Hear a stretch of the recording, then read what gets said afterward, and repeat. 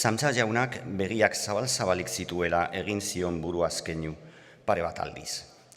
Orduan, maizterra sarrerara joan zen berehala, pauso luzeak emanez.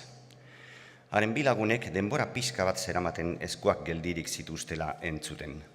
Eta airean egin zuten salto haren atzetik. Samsa jauna sarrerara lehenago iritsi eta beren liderrarekiko lotura etengo zien beldurrez. Sarreran hirurek ezekitokitik kapelak hartu, aterki ontzitik makilak atera, bizkarra isilik makurtu eta alde egin zuten etxetik. Arrazoirik gabekoa suertatu zen mesfidantza batez, Samsa jauna eskailera burura irten zen bi emakumeekin.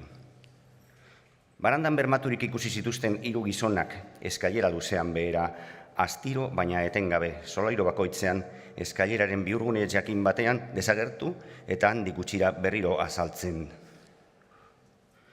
Zenbat eta beherago zeuden, orduan eta gehiago galtzen zen Samsa familiaren interesa haiekiko.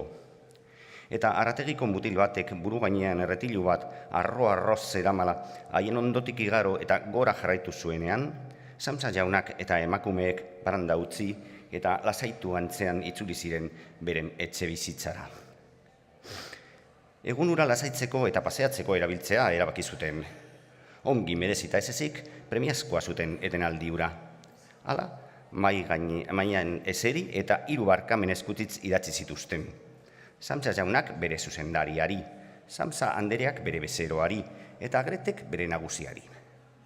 Idazten ari zirela sartu zen garbitzailea, goizeko lana amaituta bazijoala esanez.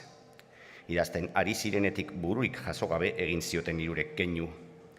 Garbitzailea joaten ez baina eta haserre begiratu zioten.